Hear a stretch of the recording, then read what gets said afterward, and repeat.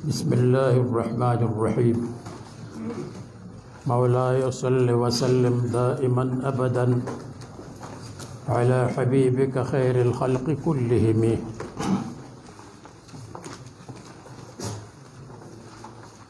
فما لعينيك إن قلت اكففاها متى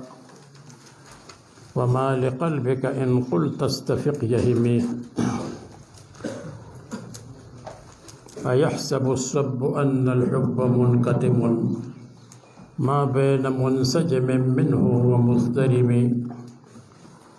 لولا الهوى لم ترق دمع على طلل ولا أرقت لذكر البان والعلم فكيف تنكر حبا بعدما شهدت به عليك عدول الدمع والسقم وأثبت الوجد خطي عبرة وطنا مثل البهار على خديك والعنم مصنف فرمائی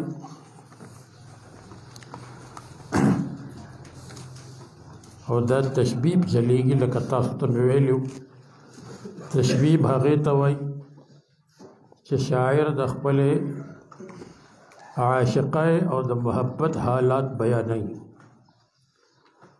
لیکن مجازی عاشقان مجاز بیانوي او حقیقی عاشقان چې د الله او د رسول عاشقان وي نو هغوی په کنایاتو کې د رسول الله صلی الله علیه وسلم عشق او محبت بیانوي نو فرمای فما لعینیک نسو شستا سترګو ته ان قلت تکففاها متى کته ورته ووایي چې بند شي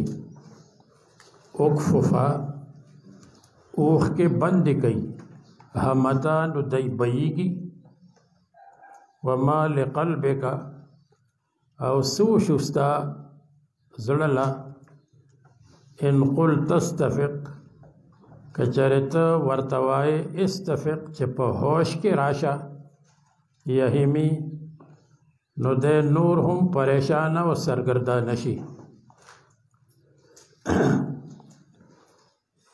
کته ول تسلی ورکه ته عشق او د محبت رسول الله صلی الله علیه وسلم د لار پرېدا ځان ډېر م پریشان کوا نو بیا سترګې خبره نه مني بېږي او زړه خبره نه مني په هوش کې نه راځي پریشان او سرګردان ده فما لعینیک دا ما په معنا د ایو شیء مبتدا ده او لعینیک ثبت لعینیک دا دغه خبر ده عین سترګو ته وای د عین ډېرې معنی دي دلته معنا سترګه ده او بعض علما وای دا فصیحیه ده فصیحیه هغې ته وای چې د شرط محذوف په جواب کې وي یعنی ان لم یکن کذا کچرته عاشق نه فما لعینیک نسو شستا سترګو ته ان قلت قال یقول قال له اغسر خطاب وکړو او چې قال علیه راشي په هغه باندې اعتراض وکړو چې قال فيه راشي اجتهاد په معنا ده اجتهاد وکړو چې قال به راشي دا غي معنا حکم او فیصله وکړه چې قال برجله راشي دا غي معنا لته وهله او پخپه یو شی وه اکففا کف یکف کف یکف معنا بندول دي چې خپل اوخ کې بند کا د منع په معنا راځي لکه خرقو کې یو محاوره ده وای خیر الناس من کف فکه وفک کفه وشر الناس من کف کفه وفک فکه وای غوره سړی هغه دی فک کفه چې دا تله او لاس کلاوي یعنی سخاوت کوي وفک خیر الناس من فک کفه वकफ़ फ़क्कहु او فک وی جامع تا دا جام بند ساتي خبر ډېرې نه کوي او شر الناس من کف کفه وفک فکه او بد او خراب خلق هغه ده کف کفه چې لاسې بند کړي سخاوت پکې ني وفک فکه او جامع او خلای واضح کړي هر وخت خبرې کوي تو کته وتوای اکففا کف یکف چې بند کا دا اوخ کې همتا هما یهمی بایدلو توای نا غسترګې بېږي او په دې کې مبالغه ده ځکه سترګې خو نه بېږي د سترګو نه اوخ کې بېږي نو ذکر د محل مراد ته حال له سترګې بېږي یعنی د سترګو نه اوخ کې بېږي او اکففا دا خلاف القیاس راغلی دی ځکه چې قانون دا دی چې په مفرد کې مد یمد امدد راځي امدد چې د امر صيغه ده نو هغه امدد راځي لیکن په تثنیه کې امددا امددو امددي نه راځي صرف په مفرد کې فک ادغام راځي په تثنیه او په جمع کې نه راځي او د دې وجه مونږ په د قصیدې برده په هغه شرح کې لیکل ده نو دا خلاف القیاس راغلی دی نو خلاف القیاس ذکر راغی چې عاشق ته دا ویل چې ته خپلې اوښ کې بند کا دا هم خلاف القیاس دي دا هم د عقل نه خلاف ته ځکه خو به اوښ کې بیایي عاشق دی محب دی نو لکه څنګه چې دا خلاف القیاس ته چې خپل اوخ کې بند کان نو لفظ ولهم خلاف القیاس راغی همتا نو هغه بیږي وما لقلبک اسو شو استاد للا قلب تاسو ته معلومه ده شکل صنوبری مرکوز فی الجانب الایسر زړه هغه غوښه ده چې هغه د شکل صنوبري باندې ده شکل صنوبري د گازرې او د مولا شکل ته وایي مرکوز فی الجانب الایسر چې هغه په کیڼ طرف کې ایښې شوې ده ښي طرف کې نه ده هغې ته زړه وایي او مطلب د زړه نه په هغه زړه کې چې الله تعالی کوم عقل او فهم ایښی دی هغه ته مراد دی او په شریعت کې زړه ته نسبت کېږي د ښو کارونو هم زړه ته نسبت کېږي او د بدو کارونو هم زړه ته نسبت کېږي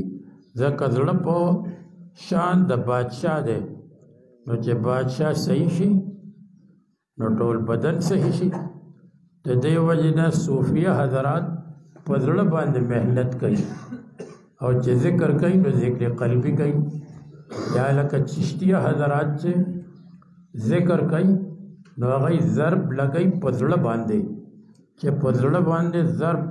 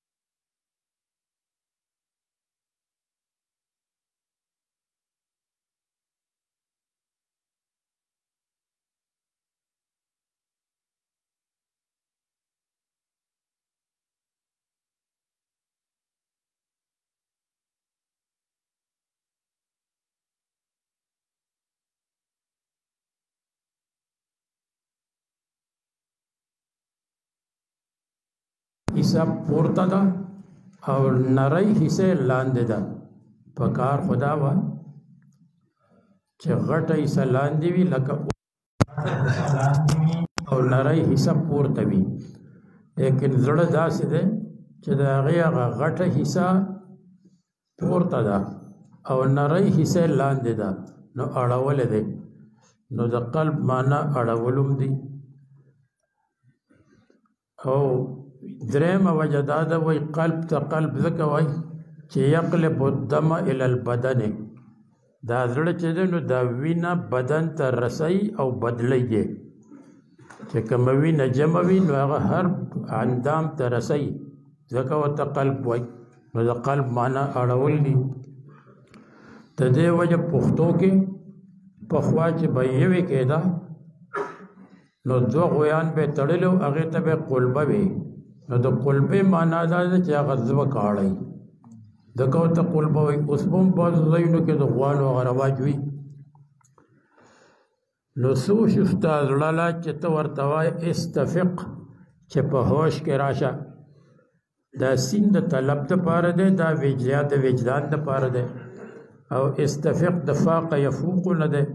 فاق یفوق اوچدېدلو ته وایي، د پاسه راتلل چې یو شی د پاسه شي هغې ته وایي فاق یفوق. او یهیمي هام یهیمو، هام یهیم معنا پریشانه کېدل او سرګردانه کېدل دي، حیرانه کېدل دي. لکه قرآن کریم کې راځي شاعران سوي فی کل وادی یهیمون، په هر یوه وادي کې یهیمون پریشان او سرګردانه وي. کله د چا صفت کوي، کله به د چا بدي بیانوي، چې د چا بدي بیان کړې ده نو بله ورځ به بیا صفت کوي. نو معنا دا شوه ستا سترګو له څه وشو، که ته ورته وایې چې اوښکې بندې که نو هغه نه بندوي. او ستا زړه ته څه وشو، که ته ورته وایې چې په هوش کې راشه نو هغه دغسې بې هوشه ګرځي. ایحسب الصنب ان الحب منکتم ما بین منسجم منه ومسترم. ایحسب الصنب، آیا گمان کوي عاشق ان الحب منقطم، چې هغه محبت به ګنې پټ شي. ما بین منسجم منه ومسترم، په منځ د هغه اوښکو کې چې هغه بهیدونکي دي. منه د عاشق نه، منه د محب نه، ومسترم او په منځ د هغه زړه کې چې هغه بلیږي. یو طرف ته اوښکې بهیږي، بل طرف ته د زړه نه د عشق هغه لمبې خیږي. او د هغه عشق د لمبو د وجې نه د خولې نه آهونه وځي، د خولې نه آه وځي. نو په داسې حالت کې به هغه عشق څنګه پټ شي؟ عشق نه پټېږي. وای عاشقی پر اس نے جب مانگی صداقت کی دلیل، آنسوں اور گرم آہوں کی شہادت آ گئی. یو طرف ته اوښکې او بل طرف ته هغه گرم گرم آہونه. ہم نے چھپائی لاکھ محبت نہ چھپ سکی، آنکھوں نے رو کے یار سے اظہار کر دیا. او ایحسب، حسب حسب یحسب او حسب یحسب دواړه راځي. ګمان کولو ته ویل شي. کله ګمان غوره ګماني، ښه ګماني. یظنون انهم ملاقو ربهم، د دې ګمان او یقین ده چې الله تعالی سره به ملاقات کیږي. وظن انه الفراق، او چې بنده مرګ ته نږدې شي نو هغه ګمان کوي، یعنی یقین کوي چې زه خو جدا کېږم د دنیا نه. او کله کله ظن مذموم وي، خراب ګمان وي. لکه انه ظن ان لن یحور، بنده ګمان کوي چې دی واپس به نه راځي، الله تعالی ته به نه واپس کیږي، حالانکه واپس کېدل ضروری دي. ایحسب، آیا ګمان کوي. الصب عاشق، دا صب یا د صفت مشبہ صیغه ده او یا د مصدر ده. که مصدر شي نو مصدر په معنا د فاعل دی. الصب یصب باب سمعنا مایل کېدلو ته ویل شي. الصب یصب د باب نصرنا اړولو ته ویل شي، لکه په چا باندې اوبه واړې هغې ته صب ویل شي. ان الحب محبت میل القلب الى ما یستلذه چې زړه مایل شي هغه شي ته چې هغه لذیذ ګڼي نو هغې ته محبت طبعي وایي. یو محبت عقلي دی، محبت عقلي هغې ته وایي حب النافعي چې کوم شی فایده مني نو هغې سره محبت کوي، او چې کوم شی مضر نو د هغې نه نفرت کوي نو دې ته حب عقلي وایي. لکه د مریض د دوایۍ سره محبت دی خو دا محبت عقلي دی ځکه په دوایۍ کې خو هغه لذت نشته، خصوصا د ډاکټرانو ته وایي. او یو محبت عشقي دی، محبت عشقي هغې ته وایي بأن لا یرى الا محبوبه، صرف خپل محبوب ورته ښکاري بل څوک ورته نه ښکاري. یو محبت ایمانی دی، محبت ایمانی الحب الذي يتقاضاه الإيمان، هغه محبت دی چې هغه د ایمان تقاضای. لکه رسول الله صلی الله علیه وسلم به صحابه کرام بعضې به یمن ته ولېږل، بعضې به بل ځای ته ولېږل، د هغوی زړه به نه غوښته چې د رسول الله صلی الله علیه وسلم نه جدا شي، لیکن چې رسول الله صلی الله علیه وسلم به یو ځای ته استول نو هغوی بدلل، دې ته وایي حب ایمانی. نو حب د باب ضربن هم راځي، د سمعن هم راځي، حب یحب او حب یحب، سمع ضربن راځي. نو محبت منقطعن چې دا بګري پټ شي نو د رسول الله صلی الله علیه وسلم سره زما محبت مصنف وایي د پټېدو نه دی، او د رسول الله صلی الله علیه وسلم سره محبت ځکه دی چې په رسول الله صلی الله علیه وسلم کې د محبت ټول اسباب موجود دي. د محبت اسباب څه دي؟ جمال یو، جلال دوا، مال درې، کمال څلور، نوال پنځه. نحن کالعیال، هم د رسول الله مونږ د رسول الله صلی الله علیه وسلم د پاره د اولاد په شان یو، او هغه زمونږ د پاره د پلار په شان دی، د والد په شان دی. نو نحن کالعیال، د پلار سره محبتي، د مور سره محبتي. نو په رسول الله صلی الله علیه وسلم کې دا ټول اسباب موجود دي، جمالم پکې شته، جلال او رعبم پکې شته، مال ولا الله تعالی ډیر ورکړو چې ځان څخه به نه ساته او تقسیمو به، او په خپله به چې دی نو دوه میاشتې به تېرې شوې او په کور کې به اور نه بلېده. نو مال هم دی، جمال، جلال، مال، کمال، کمالات هم رسول الله صلی الله علیه وسلم الله تعالی بے شمېره ورکړو. مولانا قاسم نانوتوی رحمت اللہ علیہ وائی جہاں کے سارے کمالات ایک تجھ میں ہے اور تیرے کمال کسی میں نہیں مگر دو چار. دو دنیا ټول کمالات په تاسو کې راجمع دي او ستاسو کمالات په نور چا کې نشته مگر درې څلور. نو کمالات پکې هم دي، کمال او د هغې نه علاوه نوال، سخاوت، هر څه به ورکول. ما قال لا الا فی تشهده، ما قال لا قط الا فی تشهده، لولا التشهد كانت لاءه نعم. رسول الله صلی الله علیه وسلم لا نه ویلې مگر په تشهد کې، که تشهد نه وی نو د رسول الله صلی الله علیه وسلم هغه الله به هم نعم. نو نوال پکې هم شته چې عطوا او بخشش دی، او مونږ د هغه د اولاد په شان یو. او د دې ټولو تفصیل د قصیدې بردې په هغه شرح کې لیکل شوی دی چې په رسول الله صلی الله علیه وسلم کې دا شپږ واړه اسباب موجود او که څوک تقریر او بیان کوي نو هغه د ډېر وخت بیان دی بیا په هغې کې تفصیلات لیکلي دي نو آیا ګمان کوي عاشق چې ګنې محبت به پټ شي منکتمون کتم یکتمو نصر ینصرو پټولو ته وایي پټېدلو ته وایي پټول او پټېدل ما بین منسجم منه ما بین کې دا ما د تاکید دپاره دی چې ما زائد دی دا دوه ګواهان دي چې دوه ګواهان موجود وي نو بیا دعوه ثابتېږي نو د محبت دعوه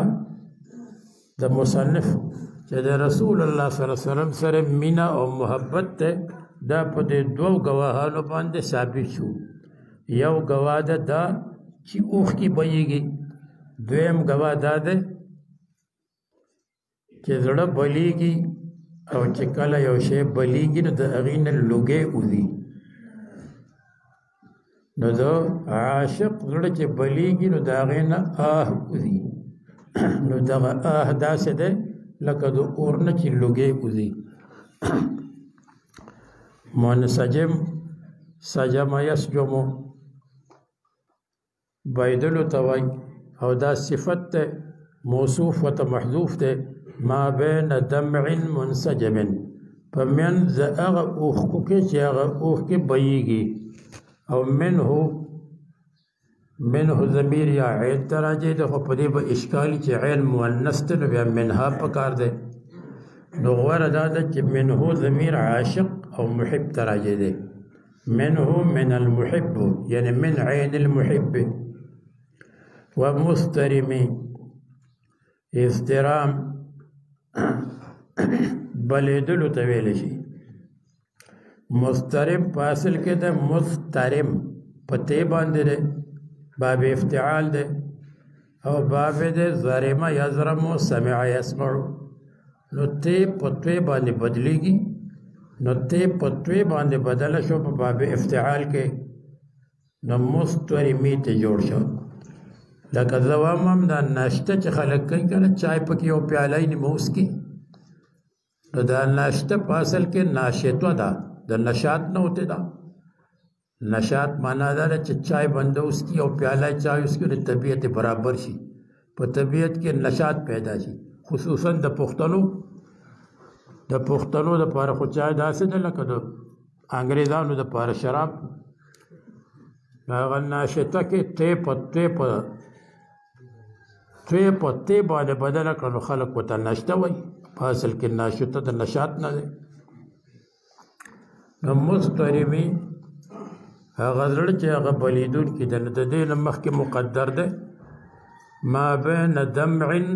سائل منه من المحب ومسترم وقلب ملتهب او هغه زړه ملتهب چې د هغې نه شغلي خیږي بلیږي او یعود او یا خوشبو یا لرګی چې بلیږي نو د هغې نه خوشبویي وځي نو د الله او د رسول عاشق چې آه کوي د هغې آه نه د هغه سا چې راوځي نو په هغه سا کې الله تعالی د اصلاح خوشبویي اخولی ده په هغې باندې د خلکو خوشبویي کېږي نو د دې وجې چې کوم صوفیه حضرات دي نو هغه د خلکو اصلاح کوي زړه یې چلیږي د زړه نه الله وځي او هغه الله چې په خولې باندې وځي نو په هغې باندې د خلکو اصلاح کېږي نو خیر معنا یې دا شوه که آیا ګمان کوي عاشق چې محبت به ګنې پټ شي نه پټېږي ما بین منسجمن په منځ هغه اوښکو کې چې بهیږي منه د عاشق نه او په منځ هغه زړه کې چې هغه زړه بلیږي ورپسې وایي لولا الهوى لم ترق دمعا على طلل ولا أرقت لذكر البان والعلم لولا الهوى کچر نوی محبت لم ترق دمعا نتابا نبی بیول اوخ کے علا طولل پا غرندائی باندے طولل غرندو توائی ڈیرائی توائی اچت ذای توائی ولا ارقتا او نبدی شوگری کڑوے لذکر البان والعلمی دبان ونی دا یادولو دا وجن بان یو قسم تا وندا چه داغین خوشبوئی رازی اول علمی دو غروننا دا غر دا وجنا یعنی آغا ونی تا یادوی چه دا کموننا خوشبوئی خیجی نو داغی وجنا تا تا رسول اللہ صلی اللہ علیہ وسلم یادی کی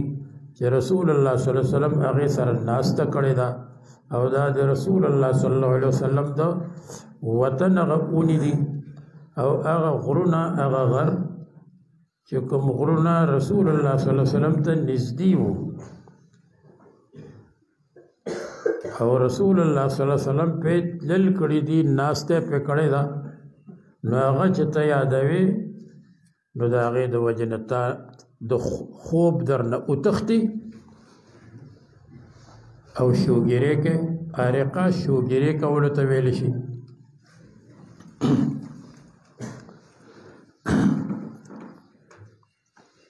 نو لولا الهوا کچرنه محبت او دا لولا چې کله دو شرط پر راشي نو د دې خبر محذوف وي معنا دا لولا الهوا موجود کچر محبت موجود نوے او کله کله دا الله اولاد ترغیب او د پارولو د پار راځي په مضارع کې او کله د پیمانه کې دل د پار راځي چې په ماضی کې تفصیل په شرع کې لیکل شوی دی لیکن دلته الله اولاد غ شرط ته پار دی کچره محبت نوے نتابا اوخ کے نوی توی کڑے لیکن محبت شتے نزکت اوخ کے تویوی نو دا اللہ اولاد دید پر راضی کہ اغا مخکنے شے وی نو اغا دویم پہ مرتب وی نو کچرے محبت نوی نو اوخ کے بعد نوی توی کڑے لیکن محبت شتے نو اوخ کے تویوی او هوا پمانا د محویون سره ده محویون مانا محبوب کچره محبوب نوے نو تا په اوخ کې نوې توي کړي نو هوا د محبوب په معنا باندې راځي هوا يمع الركب اليماني مسعد جنيب وجسماني بمكة موسق د مختصر المانی شعر ده هوایا زما محبوب مع الركب اليماني مسعد دا یمنی قافله سره تلون کده او زپ مکه مکرمه کې وای قیدم نشمتله نو کچره نوې هغه محبوب او دویمه معنا دا کچره نوې محبت نو هوا په معنا د محبت هوی یهوا سمع يسمع محبت کولو توي او هوا يهوي دا غي معنا غرزیدل دي والنجم اذا هوى ما ضل صاحبكم وما غوى هل تدا هوا معنا غرزیدل دي هوا يهوي نو کچره نوې محبت لم ترق دمعا نتاب النوی توی کړي اوخ کې اراق یریق اراقتن دا غي معنا تو یولي او علا طلل طلل چې د باب ضربن راشي طل یطلو دا غي معنا باطلی دل دي دا طلل معنا چې د باب السمعين راشي د طلل معنا د حسن او خایسته کېدل او طلل وای غونډو ته ځکه غونډای چې شتکی شنی وي او پاغه باندې واخوي پاغه باندې ونی وي نو هغه خپل ښکاری نو ځکه وته طلل وای د حسن په معنا ده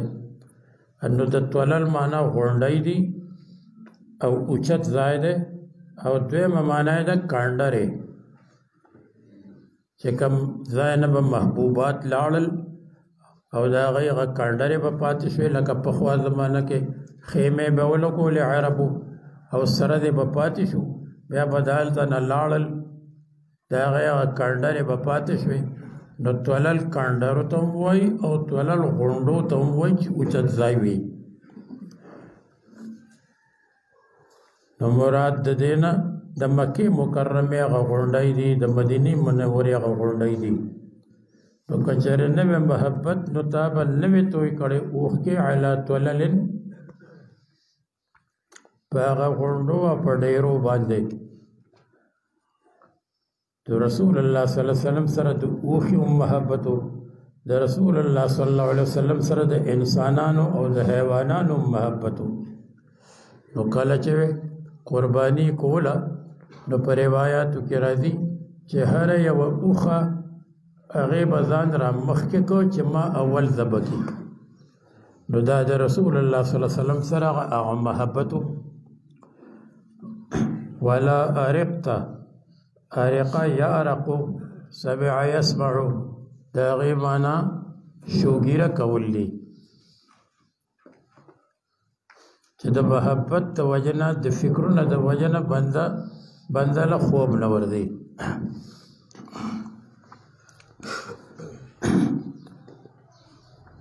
لذکر البان بان شجرة طیبة الرائحة هغه ونه ده چې هغه خوشبویه وي او مراد ته هغه ونه ده چې رسول الله صلی الله علیه وسلم هغې سره ناسته کړې ده په هغه وطن کې وه او بعض علما وایي چې د بان نه مراد په خپل رسول الله صلی الله علیه وسلم دی چې هغه د خوشبویه ونې سره مشابه دی او علم د علم ډېرې معنی علامت ته هم علم وایي علم جنډې ته هم وایي او علم رأس الجبل ته هم وایي دلته مراد جبل او رأس الجبل دی وإن صخرا لتأتم الهداة به كأنه علم في رأسه نار كأنه علم لك چده غروي في رأسه نار چده هغه په سر کې اور وي نو علم غرتم وای او د غر سرتم وای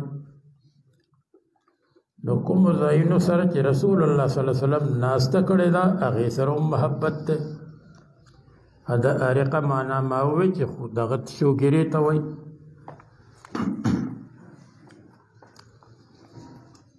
ورپسې وایي فكيف تنكر حبا بعدما شهدت به عليك عدول الدمع والسقم فكيف تنكر نو پس څرنګه انکار کې د هغه محبتنا حبا د محبتنا بعدما شهدت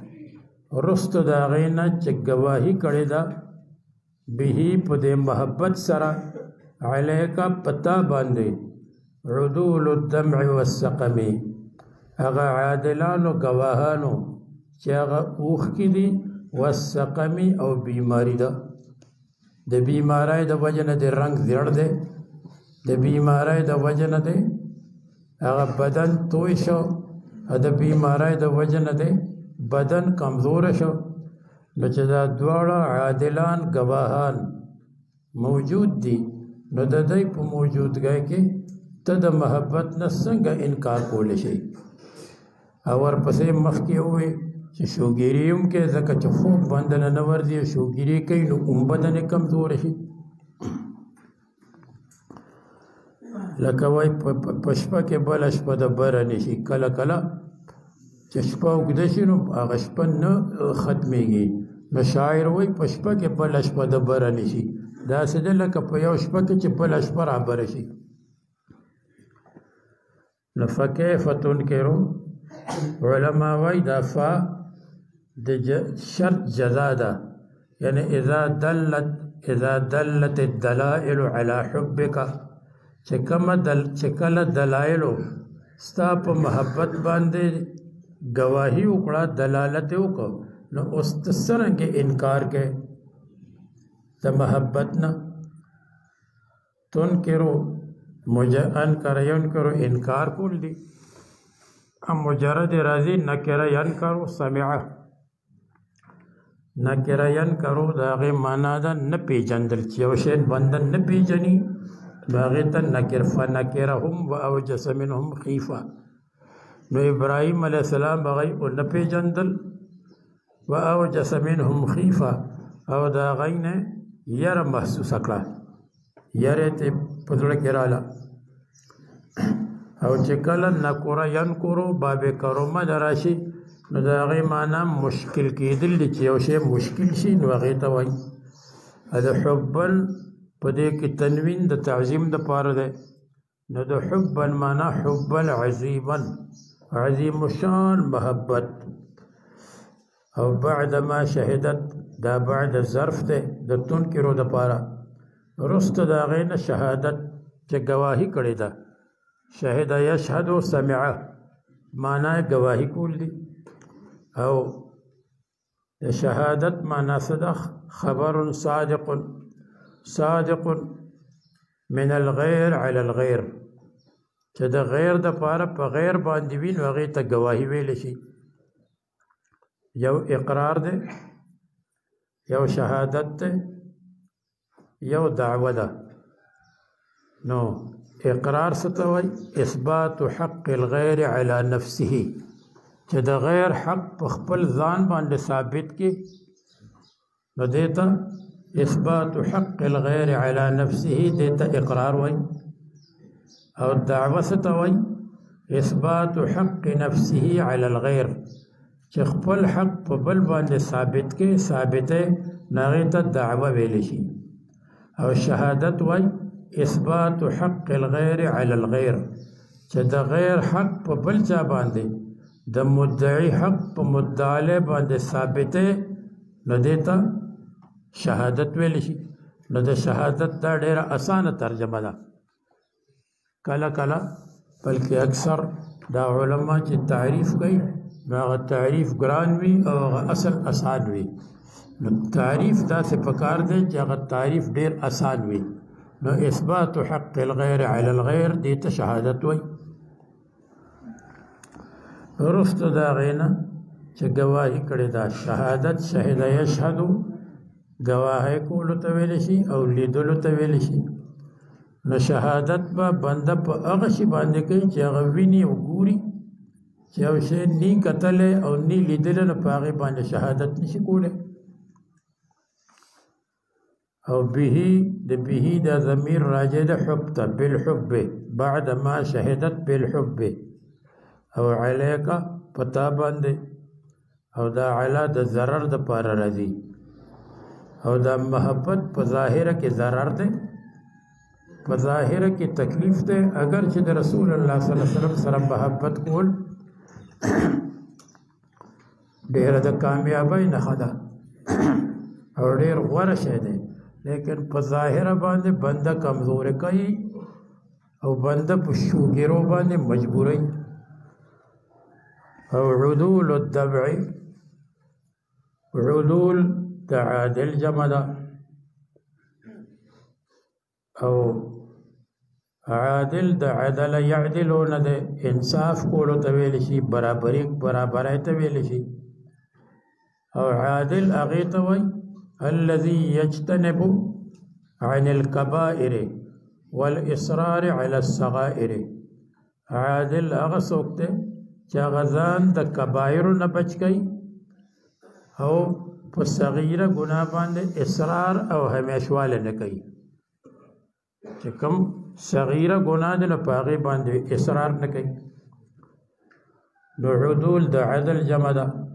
او که څوک دا اشکال وکړي چې دلته خو دو دي درې نه دي نو عدول خو جمع ده او الدمع والسقم اوښکې والسقم او بیماری دا خو دو دي نو جمع څنګه راله نو د دې یو جواب دا ده چې جمع د تعظیم دپاره ده یعنې دا اوښکې ډېر عظیم الشان دي او دا بیماری ډېر عظیم الشان ده نو جمع د تعظیم دپاره خو راځي فنعم الماهدون وغیره او دویم جواب دا ده چې اقل د جمع دو دي یعنی جمع دریو تم وای او کلا کلا الاثنان فما فوقهما جماعت دوا او داغین چې پورته هغه ته جماعت وای. او دریم جواب داده چې جمع راغلی ده په اعتبار د افراد باندې، ځکه دمع خو یو دی خو چې بیا بیا بهیږي نو ډېرې شوي، سقم خو یو دی خو چې بیا بیا بیماری د زړه ظاهریږي نو هغه ډېرې شوي. او دمع مخکې تیر دی دمع یدمع، او سقم بیماری ته وایي. نو سقم یسقمو د دې نه مراد ده مرض القلب، د زړه هغه بیماري. او د زړه د بیمارۍ نه مراد ده د زړه تعلق د رسول الله صلی الله علیه وسلم سره، او د زړه تعلق د رسول الله صلی الله علیه وسلم د سنت سره. نو د رسول الله صلی الله علیه وسلم د محبت علامه دا ده چې د سنت سره محبت وساتي، د دین سره محبت وساتي، داغه د دین تبلیغ او دعوت کوي، داغه د دین په نشر او اشاعت کې کوشش کوي. دا د رسول الله صلی الله علیه وسلم سره د محبت هغه نښه ده. بس دغه ډېر دی انشاءالله. پاو کم به بس کوو انشاءالله چې تاسو په ارام باندې ته رسئ. زما په پښتو خو پوهېږئ که نه؟ زه بهر اوسېږم نو دا پښتو صحیح وایم او که نه.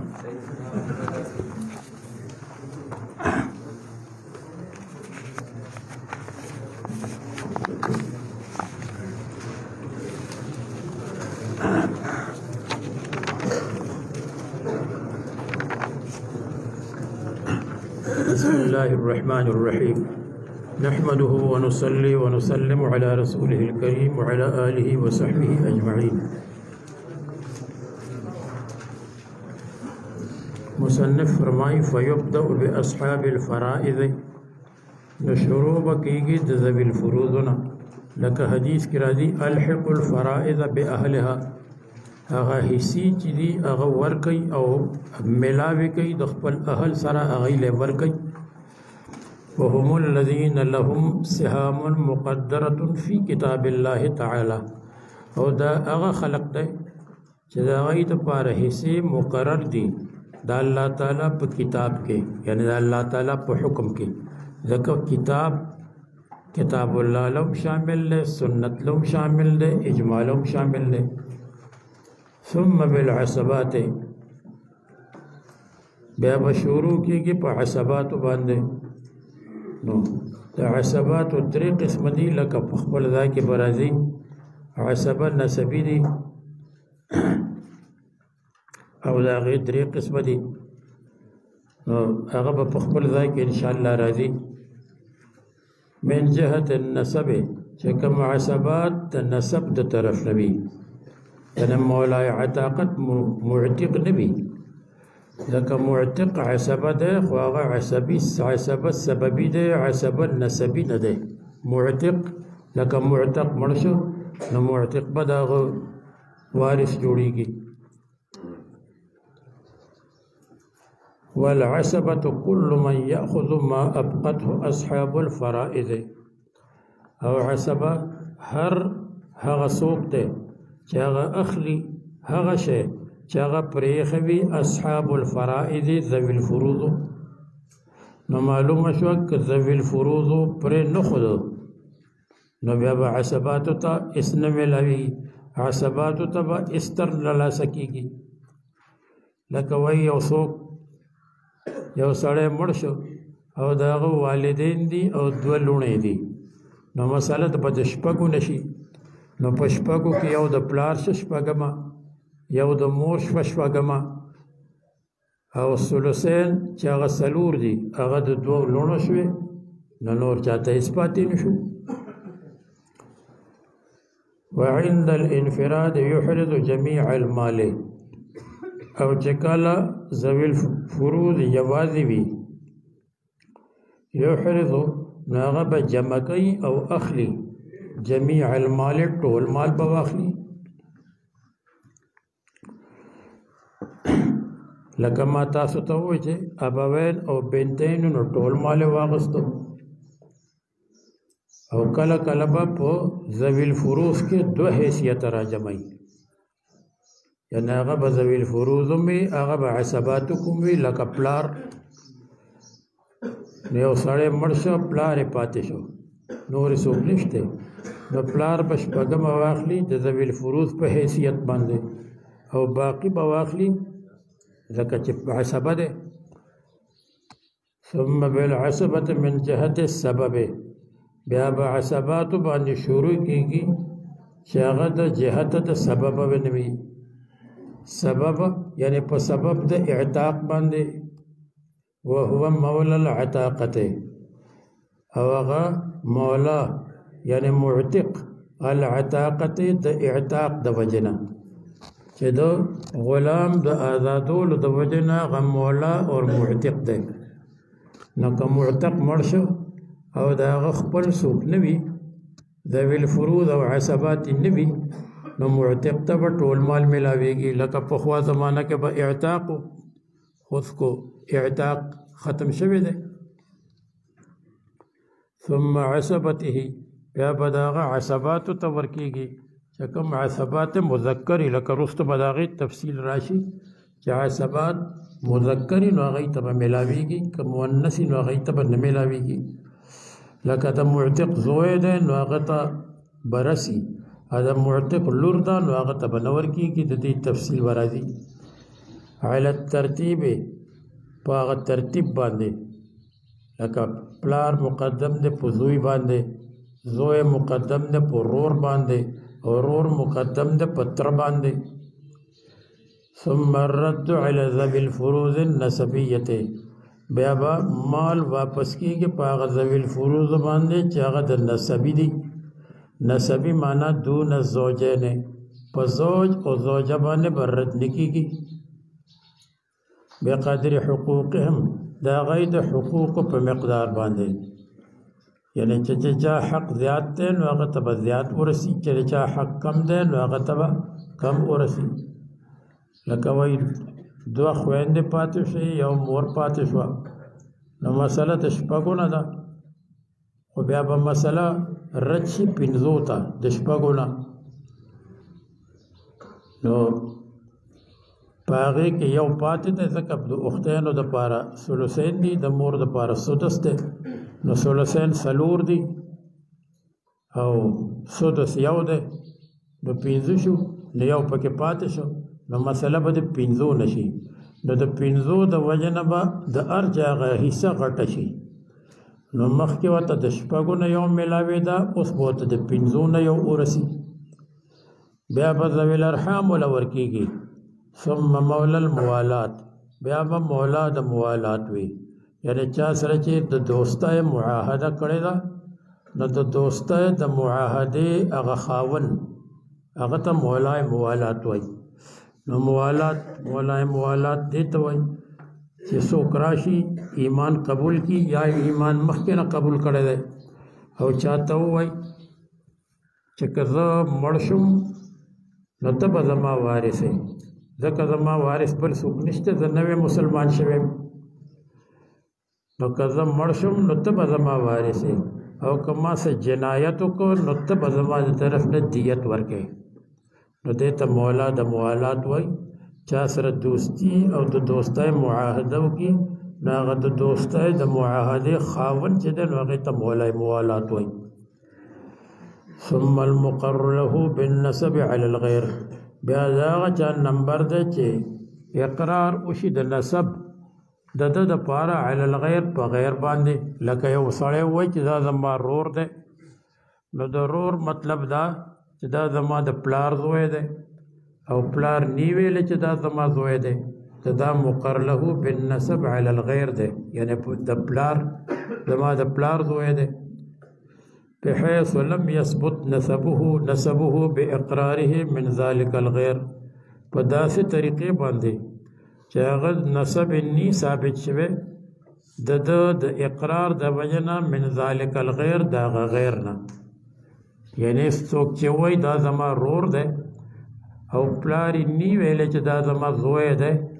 نو ثابت نشه نسب د غیر نه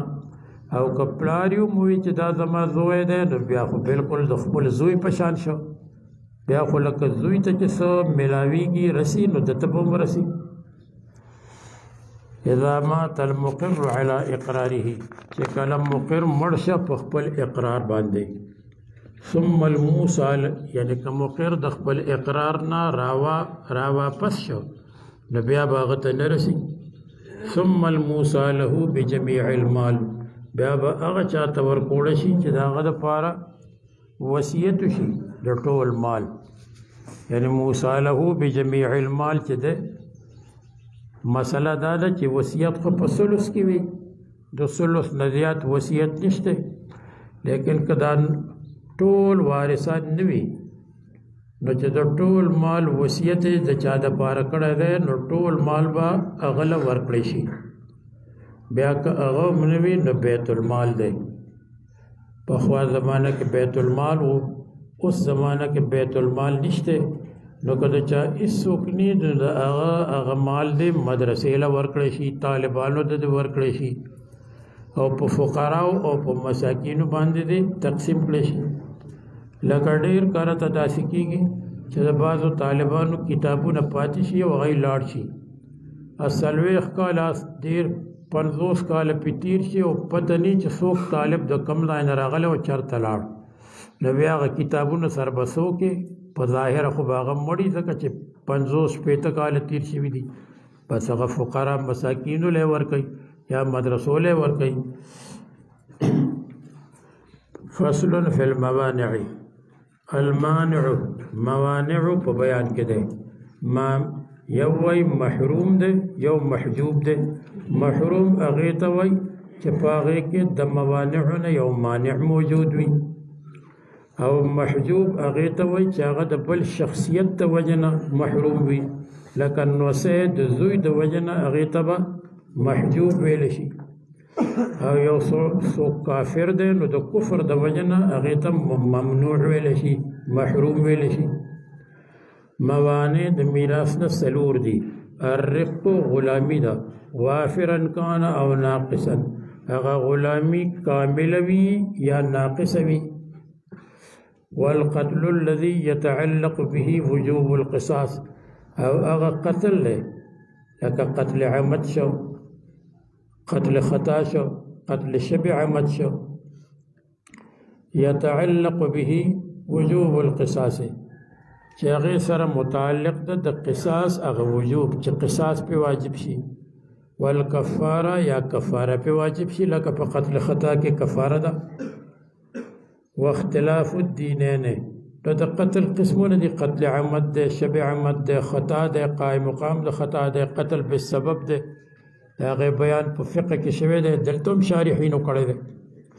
واختلاف الدینین او چې دین مختلف وي مسلمان د کافر وارث نه ګرځي او کافر د مسلمان وارث نه ګرځي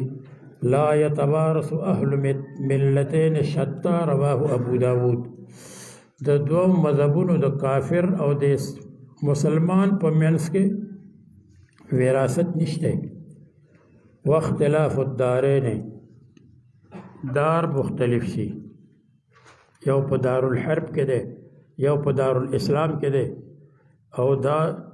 د دې په منځ کې هم نشته لکه دا د کافر په باره کې دی د مسلمانانو باره کې نه دی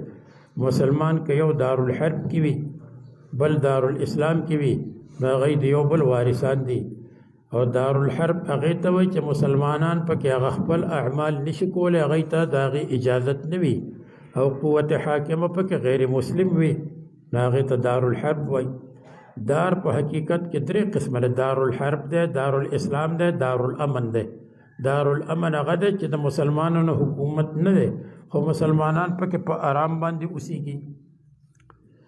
کل حربي و ذمي لکه حربي په دارالحرب کې دی او ذمي په دارالاسلام کې دی او دواړه کافر دي او حکما یا حقیقتا نه ده حکما ده په ظاهر خو یو دي خو په حقیقت کې جدا دي لکه مستامن او ذمي نو ذمي خو هغه دی چې زمونږ د مسلمانانو په ملک کې اوسي او مستامن هغه دی چې د دارالحرب نه راغلی دی دارالاسلام ته او دارالاسلام کې امان غوښته ده د میاشتې 2 میاشتو دپاره راغلی دی یا د کال دپاره او الحربیین من دارین مختلفین یا دواړه حربي دي خو د مختلفو دارونو نه دي یعنی دواړه حربي دي خو په یو زمونږ په دار کې ده دارالاسلام کې یو په بل یو په دارالحرب کې ده یا یو په یو دارالحرب کې ده او بل په بل دارالحرب کې ده والدار انما تختلف باختلاف المنعت او دار یعنی ملک هغه مختلف کیږي باختلاف المنعت چې لخکر جداوي منع لخکر والملک او بادشاہی جداوي حکومت جداوي چې حکومت جداوي نو د حکومت جدا کېدل دا د دار اختلاف دی لانقطاع العصمت فيما بينهم ځکه چې ختم دی نشته العصمت حفاظت د دوی په منځ کې یعنی د یو ملک باشنده چې وي نو بل ملک د هغه حفاظت نشي کولی بلکې د هر ملک حفاظت د هغه ملک هغه فوج او د هغه ملک هغه سپایان او د ملک هغه لښکر کوي بل څوک یې نشي کولی بس دا ډېر دی